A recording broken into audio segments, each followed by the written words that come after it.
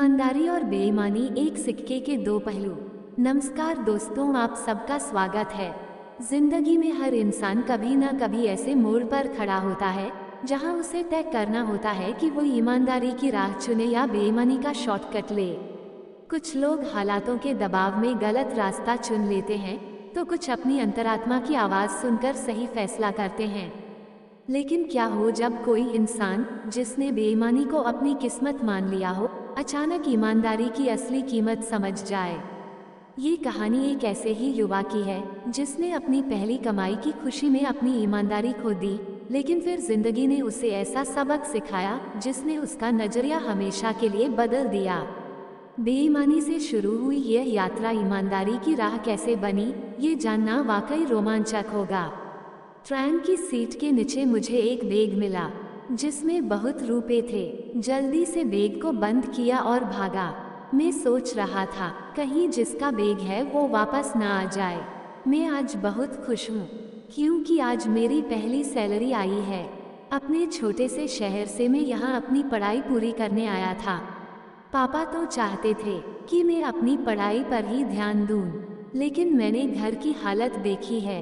पढ़ाई के साथ मैंने नौकरी भी की, घर का लोन भी है और पढ़ाई पूरी के करने के बाद भी तो यही करना है। पार्ट टाइम एक जॉब ज्वाइन कर लिया जिसमें मुझे 12,000 रुपये मिल रहे थे। पहले महीने की सैलरी लिए रक्षाबंधन मनाने में अपने घर के लिए रवाना हुआ। घर जाने में मुझे 6 घंटे लगते हैं। ट्रेन का सफ़र रहता है। सैलरी के पैसे मैंने अपने पर्स में रखे थे। त्योहार का समय है, ट्रेन में जगह मिलना मुश्किल की बात है। लेकिन इन सब बातों को अब मैं मुसीबत नहीं मान रहा था, बल्कि इन सब के बावजूद मेरा मन खुश था। जेब में पैसे जो थे, पैसा पास में हो तो खुशी होती ही है। इस बात का मुझे आज एहसास हो गया था। ट्रेन का लोकल डब्बा पूरा भरा था। मेरा स्टॉप लास्ट स्टॉप था। कई स्टेशन पर रुकती ट्रेन मज़े से चल रही थी। प्लेटफॉर्म पर उतरकर मैं भी मज़े लेते कुछ खाते पीते हुए अपनी यात्रा कर रहा था। थोड़ी देर बाद ट्रेन में कुछ जगह हुई और एक सीट मुझे बैठने को मिल गई। खिड़की के पास की सीट थी, तो बाहर की ठंडी गर्म हवा में मेरी आंख कब लग गई मुझे पता भी नहीं चला। करीब 2 घंटे बाद शोर के कारण मेरी आंख खुल गई। अभी मैंने समय देखा तो मेरा स्टेशन करीब 1 घंटे दूर और होगा। प्यास लगी, मैंने पानी की बोतल लेने के लिए अपने पेंट की पीछे वाली जेब में हाथ डालकर पर्स निकालना चाहा। मेरी तो जैसे जान ही निकल गई। मेरा पर्स मेरी पॉकेट में नहीं था। मैं एकदम से खड़ा हो गया और नीचे ऊपर अपनी सारी पॉकेट को चेक करने लगा।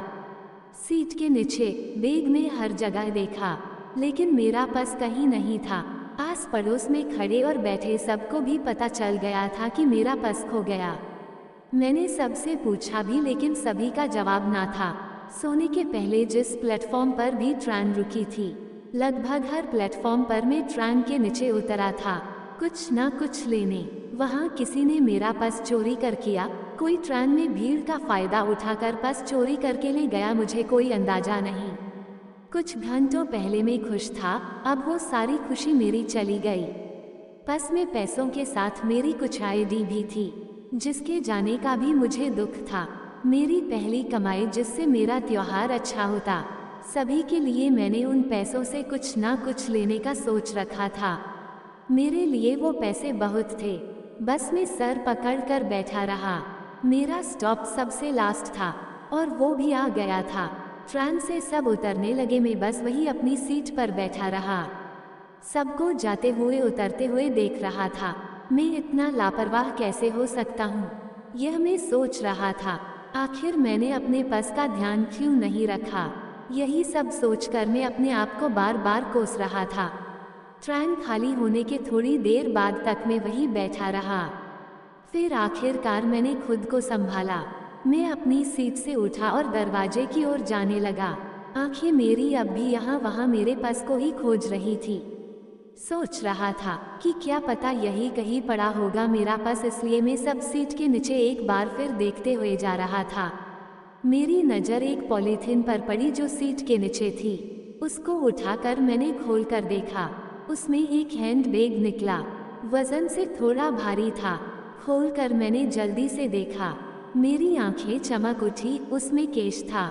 मैंने फटाफट वो बैग को वापस बंद किया और उस बैग को मैंने अपने बड़े बैग डाल दिया। मैंने उसे ठीक से देखा भी नहीं कि कितने पैसे उसमें है। मैंने सिर्फ यही सोचा कि जल्दी से यहाँ से निकलूं। क्या पता जिसका बैग छूट गया कहीं वो वापस ना आ जाए। मैंने मन में यही सोचा कि शायद यह मेरे लिए ही छुटा है। भगवान चाहता है कि यह मुझे मिले। इसमें इतना पैसा है कि मेरी और मेरे घर वालों की कुछ समस्या तो हल हो ही सकती है। अब मेरी खुशी का कोई ठिकाना नहीं रहा।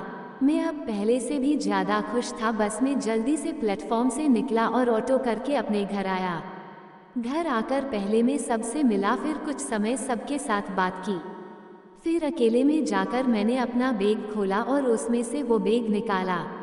मैंने उसमें रखे पैसे निकाले। करीब 2 लाख रुपए उस बैग में थे। उसके अलावा एक पर्स। मैंने पर्स खोलकर देखना चाहा, लेकिन इतने में ही कोई बाहर से आवाज़ लगाने लगा, जिस कारण मैंने फिर उसे बंद कर दिया। रक्षाबंधन पर मैंने अपनी बहनों को अच्छे से गिफ्ट दिया। साथ ही मैंने ये भी सोच लिया था कि उन पैसों का मैं क्या करने वाला हूँ। इस बारे में मैंने घर पर कुछ नहीं कहा, सिर्फ मन ही मैंने प्लान बना लिया था। पापा की एक लोन की किस्तें बाकी थी। मैंने उसमें से उन्हें बिना बताए 30,000 रुपये किस्त भर दी।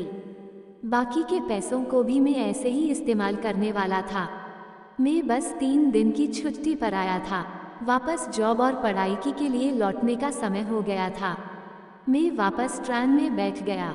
इस बार मेरे बैग के साथ उसमें वो छोटा बैग भी था, जिसमें करीब 1,60,000 रुपये थे। एक बार मेरा पर्स चोरी होने के बाद अब मैं ज़्यादा सतर्क हो गया हूँ। मुझे नहीं लगता कि अब मैं ऐसी गलती दोबारा करूँगा। मैंने अपना हाथ बैग से हटाया ही नहीं। प्लेटफॉर्म पर नीचे उतरते हुए भी मैं बैग को अपने साथ लेकर गया। करीब आधा सफ़र हो गया था। एक प्लेटफॉर्म पर गाड़ी रुकी। मैंने एक लड़के को जो चाय बेच रहा था बुलाया और बोला कि चाय दें। लड़के ने मुझे चाय भरकर दी और जैसे ही उसने मेरी तरफ देखा, वो बिना पैसे लिए बिना कुछ बोले भागा। मैंने उसे आवाज़ लगाई कि भाई छोटू कहाँ जा रहा है, अपने पैसे तो लेकर जा। पर वो भागा ही जा रहा था। कुछ मिनट बाद वो दिखाई देना बंद हो गया। शायद प्लेटफॉर्म के बाहर किसी दुकान में गया था। ट्रेन का समय हुआ, हॉर्न बजा। धीरे धीरे गाड़ी प्लेटफॉर्म से निकलने लगी। तभी वो लड़का फिर से दौड़ता हुआ मेरी खिड़की पर आया। बोला भाई अपना पर्स लो। उसने मेरे हाथ में मेरा पर्स दिया। वो वहीं रुक गया और ट्रेन ने धीरे धीरे स्पीड पकड़ ली। उसके चेहरे पर जो मुस्कान और संतोष था वो मेरे कलेजे तक चला गया। मैंने अपना पर्स देखा, उसमें सब वैसा ही था। उतने ही रुपए थे, एक भी कम नहीं हुआ था। उस लड़के से कुछ पूछने का, कहने का समय ही नहीं मिला। उसकी हालत भले ही तंग हो, लेकिन उसको और उसके परिवार को नींद अच्छी आती होगी। अब मैं ये सोच रहा था कि भगवान अब मुझे क्या दिखाना और सिखाना चाहता है। मैंने एक बैग लिया और उसके पैसे अपने समझे, जबकि एक लड़का मुझसे काफ़ी छोटा मुझे ज़िंदगी की बड़ी सीख दे गया। मुझे ये सिखा गया कि मैं बेईमान हूँ। ये सारा पैसा बेईमानी का है। भले ही मैंने ये चुराया नहीं, लेकिन मैंने ये भी कोशिश नहीं की जानने की यह पैसा किसका है। एक लड़का मुझे बेईमान से ईमानदार बना गया। मैंने अपने कमरे में जाकर सबसे पहले उस बैग में देखा कि कहीं कुछ पता एड्रेस मिल जाए। उसमें एक पर्स था जिसमें एक एड्रेस मुझे मिला। मैंने उस पते उस बैग को भेज दिया। साथ ही एक चिट्ठी भी लगी जिसमें मैंने लिखा कि इसमें जितने पैसे कम है मैं अपनी सैलरी से वापस कर दूंगा। इस नोट के साथ मैंने अपना नंबर भी छोड़ा। मुझे नहीं पता था कि उनके लिए पैसे के लिए वो मुझे माफ़ करेंगे या नहीं, लेकिन अब मैं हर बात के लिए तैयार था। मुझमें ना जाने कैसे इतनी हिम्मत आ गई। कुछ दिनों में ही उनका फ़ोन आया। बुजुर्ग थे, उन्होंने कहा कि उनके हाथ से यह पैसा ना जाने कहाँ रह गया था। किसने कब लिया उन्हें भी पता नहीं चला। उन्होंने मुझे बहुत दुआ और आशीर्वाद दिया। कहा कि बचे पैसे वापस नहीं दूं तो भी चलेगा, लेकिन मुझे वो वापस देना है। पैसा और बैग मिलने की खुशी इस शांति के आगे कुछ भी नहीं थी। ये कुछ अलग ही थी। उस लड़के ने मेरी जिंदगी बदल दी। भगवान मुझे ये सीख देना चाहता था। अगर आप अच्छी और नई कहानियाँ वीडियो देखने के शौकीन हैं तो आप बिल्कुल सही जगह आए हैं। यहाँ आपको मिलेगी ऐसी कहानियाँ जो आपके दिल को छू लेंगी। हर तरह की कहानियाँ आपको यहाँ देखने को मिलेगी। तो आप यहाँ आते रहिए और हमारा उत्साह इसी तरह से बढ़ाते रहिए और चैनल को सब्सक्राइब करें और लाइक करके कमेंट में ज़रूर बताएं कहानी स्टोरी कैसी लगी। एक बार फिर दिल से धन्यवाद।